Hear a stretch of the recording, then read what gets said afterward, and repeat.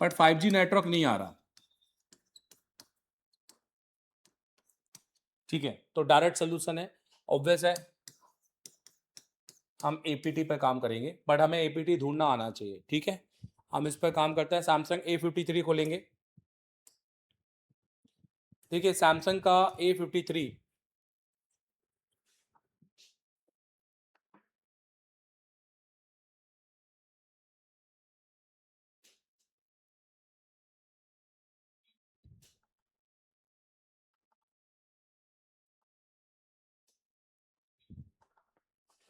और जितने लोगों के भी जो जो सवाल हैं वो सवाल अगर आपको करना है तो आप कर सकते हैं। मैंने आपको बहुत सारे आंसर दिए हैं, और जो भी आपको पूछना है, रेडमी बैटरी करेक्टर पे नॉइस आ रहा है आपको? सेंस प्लस पे कैसा नॉइस आ रहा है, मतलब कैसे आपको लगा कि नॉइस आ रहा है, मुझे थोड़ा सा बताना। ये थोड़ा सा नया सा है कुछ। Redmi 15 5G USB चार्जिंग लगाने पर 2 लेता है, पर शायद डेड है। अरे भैया शॉर्टिंग है, शॉर्टिंग।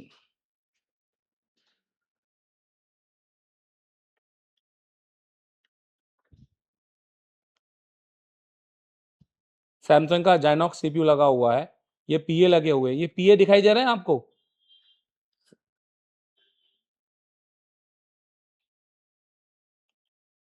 नेटवर्क देखो यार, 5G नेटवर्क बनाने से पहले ना 4G नेटवर्क क्लियर होना बहुत ज़रूरी है। अगर आपने 4G नेटवर्क नहीं पढ़े हैं तो आपको 5G नेटवर्क समझ में नहीं आएंगे, क्योंकि इसके अंदर एक नहीं दो दो APT ऐसी आती है। और सैमसंग का नेटवर्क तो वैसे ही माशाअल्लाह है, 4G में भी बहुत ही बड़ा है, 5G में तो ऑब्वियस है कि उसमें ऊट पटांग आईसियाँ बहुत ज़्यादा लगी हैं। आप समझ रहे हो यहाँ पर? देखो यहाँ से तो आपको कुछ भी नहीं समझ में आएगा। अब इन्होंने यहाँ पीछे RF का काम दिया हुआ है, RF के, देखो इधर RF के सारे वोल्टेज बताए हैं, तो इससे हमारा 4G और 5G का, हाँ हो सकता है, मैं ये नहीं कहूँगा, क्योंकि नेट ऐसा मैं कुछ भी नहीं कहूँगा, ऐसा कमिटमेंट मैं नहीं करूँगा कि जहाँ मैं आपसे बोलूँ कि यार ये तो ये ही होगा, क्योंकि इलेक्ट्रॉनिक्स में कुछ भी कहीं से भी हो सकता है। यहाँ पर ये देखो एक आईसी ये मिली है, और ये आईसी BPH पावर, और ये APT 0। आपने ये वाला आईसी पहले चेक करना है, ये आईसी कहाँ लगी है आपको मैं बता देता हूँ एटलीस्ट। ये देखो, ये QM करके जो आईसी लगी है ना यहाँ पर, आपको ये आईसी चेक कर लो भाई, आपका 100% सोल्यूशन मिल जाएगा। ठीक है, और आप इसके आप चाहो तो वोल्टेज भी आपको मैं चेक करवा देता हूँ। आप कहाँ गया भाई हमारा,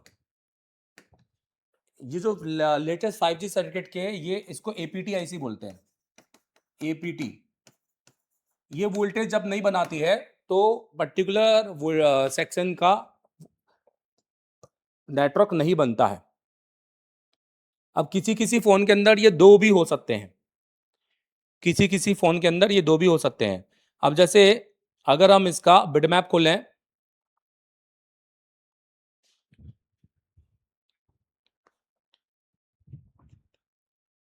ओके राजेश 2 मिनट रुक जाओ, मैं बता रहा हूँ। इन्फिनिक्स स्मार्ट 9 HD, क्या बोर्नियो में इसका बोर्ड व्यू है? ये देखिए, ये आईसी है।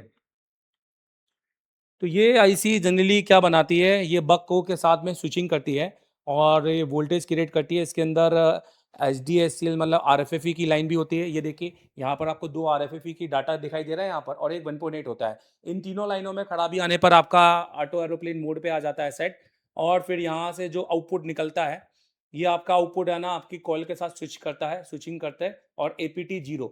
अब अगर APT 0 है तो APT 1 भी हो सकता है, और APT 1 मतलब किसी और आईसी के अंदर जा रहा है। सो आप बस ये चेक कर लीजिएगा कि आपका इन दो आईसीओ के अंदर ये वोल्टेज पहुंच रहा है कि नहीं पहुंच रहा है। आपके तो डायग्राम की भी जरूरत नहीं है। ठीक है, कुछ सोल्यूशन 4G से ही बन जाते हैं, हमें 5G भी नहीं सीखने की जरूरत है अगर हम नहीं सीख रहे तो। यहां पर आप सिम लगाकर 3.3 वोल्टेज एटलीस्ट आना चाहिए। ठीक है, एक यहां पर और एक यहां पर, यहां पर, ए भाई, एक यहां पर और एक यहां पर, ये आपको 3.3 वोल्टेज आना चाहिए, और विदाउट सिम यहाँ पर 0.5 आना चाहिए। कितने आने चाहिए? 0.5। और अगर आपको ये वोल्टेज नहीं मिल रहे हैं तो आप इसको सीधे 4 वोल्टेज मतलब BPH के साथ में आप जंपर मार दो, आपका 5G नेटवर्क आ जाएगा, ठीक है। बट आप अगर इस आईसी के अंदर अगर आप रिबॉलिंग और कुछ करा तो भैया समझ लेना आपको नॉलेज होना चाहिए, क्योंकि आप अपने सेट का एरोप्लेन मोड पे ले जाओगे, अपना आरएफएफई डाउन कर दोगे।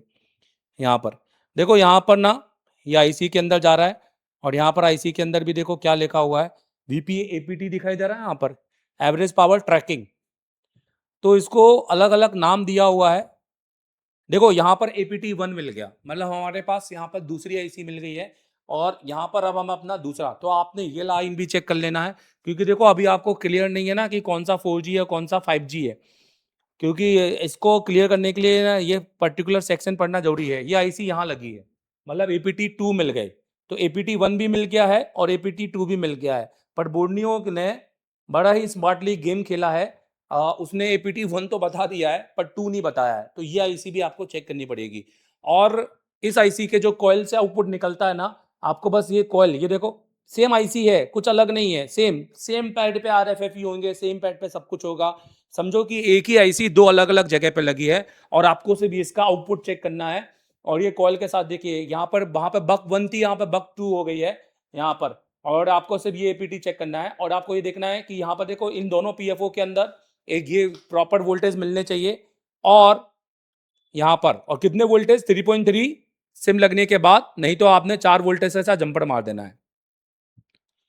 और कौन से वोल्टेज के साथ जंपर मारोगे भाई, आप चाहो तो ये 1.8 के साथ भी मार सकते हो, पर 4 वोल्टेज के साथ मारो तो ज़्यादा अच्छा है। तो ये आपका 5G का सोल्यूशन है। आई होप कि आपको 5G का सोल्यूशन मिल गया हो।